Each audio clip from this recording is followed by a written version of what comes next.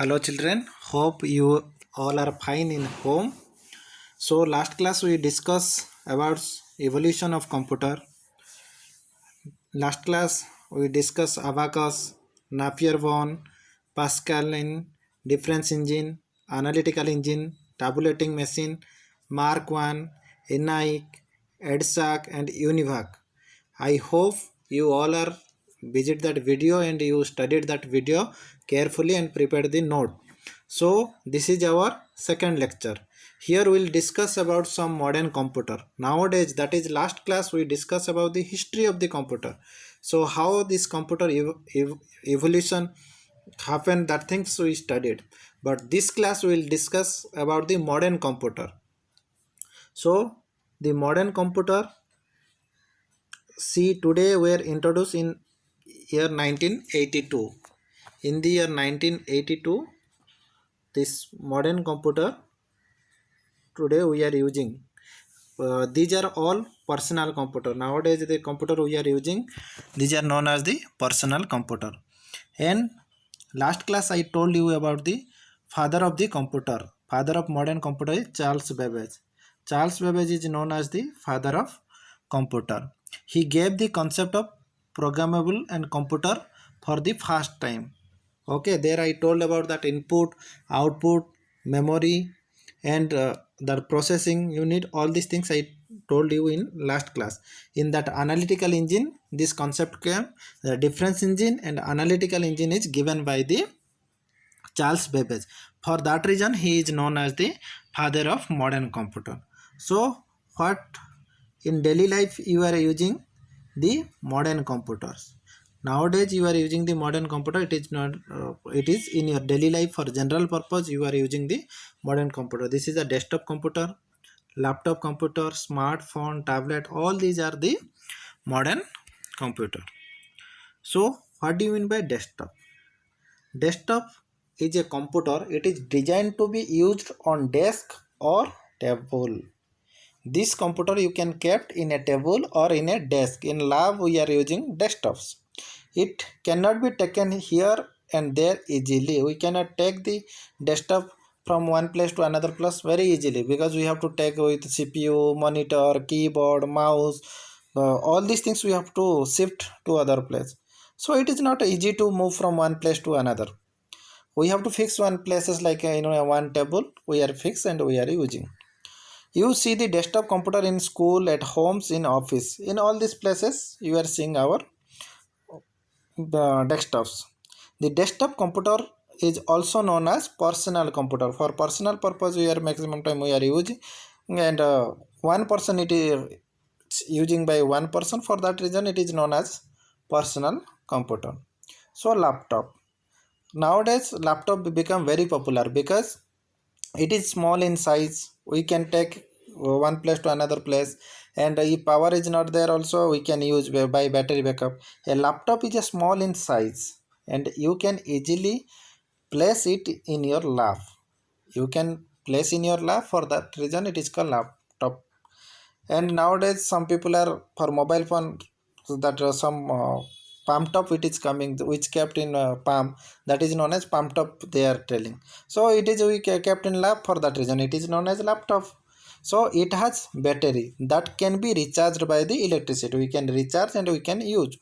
Due to the battery, there is no need to plug the laptop to main power switch all the time.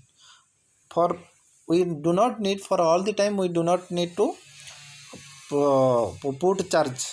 After charging, we can take the laptop outside and there also we can use. If we want to go to garden, we can sit in garden and we can use the laptop. First we have to charge.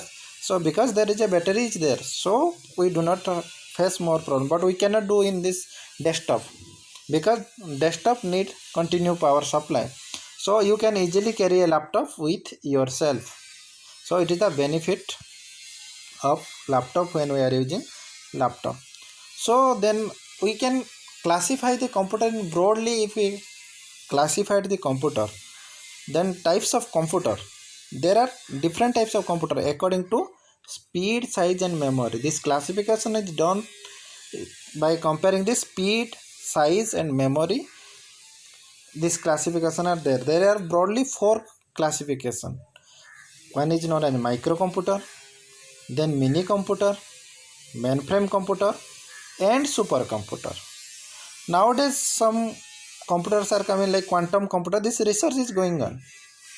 So I will discuss all these things one by one. Microcomputer. Microcomputer also known as personal computer or PCs. Microcomputer are also known as personal computer or PC. They are one of the greatest human invention, because in daily life, in general purpose, we are using microcomputer. In most places microcomputer is using. They are very powerful machines. They are widely used in school, home, office, banks, shops, hotels, everywhere. When you see everywhere, you can see the microcomputer. Some examples of microcomputer: C64, IBM PCs are the example of microcomputer. If question ask you, give some example of microcomputer, then you have to give the answer that C64 and IBM PCs are the example of microcomputer. Then mini computer. They are bigger in size than microcomputer. Mini computers are bigger in size than the microcomputer.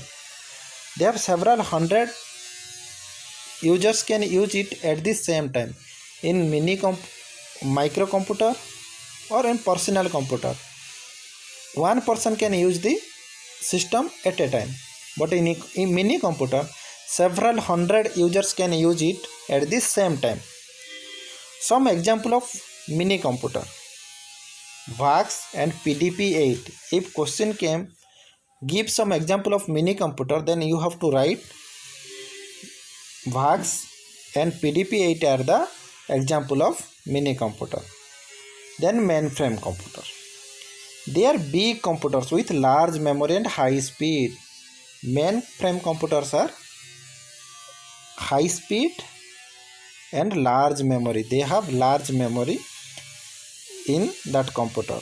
So they are mainly used by organization like bank and government office. So big organization, they are using mainframe computer. In front end, when you are going to bank, you are seeing the personal computer, this bank manager, the clerical staff, they are using personal computer, but that all are connected to one mainframe computer. So from there all data are saving in the data center, all this, that place mainframe computer is using. So it is the backend, they are using mainframe computer, and many people are working there, and they have very large memory because all data are storing there, and they are high speed because many banks are accessing from same places, so they have a very high speed. So some examples of mainframe computer are PDP-10, IBM 390 and System Z10 are the some example of mainframe computer. Next, supercomputer. Supercomputer as name is super, like superpower. So like that Superman, superpower we are telling, like that supercomputer have a very powerful computer. They are the world's largest and fastest computer in this world.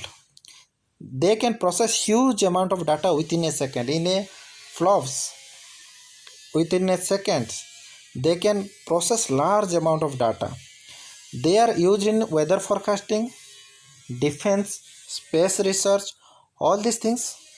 They are very useful for defense, to launch a satellite and to launch a missile. Their supercomputer is using, because there is a very fast and accurate calculation we need. For that reason, there we are using supercomputer. But nowadays another computer we are research is going on. Google is doing the research about the quantum computer. It is quantum computer is more faster than supercomputer, but it is in research state. It is not fully developed. Now Google is doing research about that. So in quantum computer, it is in the developing stage and research stage. So some example of supercomputer: Cray, Param, Anurag and Titan. These are the example of supercomputer. And Param is the first supercomputer developed by the India, and it is developed by CDAC. And I told you in last slide about the some categories of the four categories of computer. But another type of computer is there, that is embedded computer. It is not fully like the computer, but it is also a computer. It is embedded in a machine.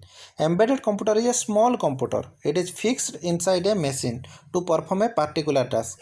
This computer can do only a particular task, but in desktop you can write a notepad, write in Wattpad, you can save the file, you can watch the movie, you can listen the music. Many work you can do in desktop, laptop, all other computer. But here embedded computer, that computer given for only for specific tasks. So it have very less memory. It is designed to some specific tasks rather than the general purpose computer.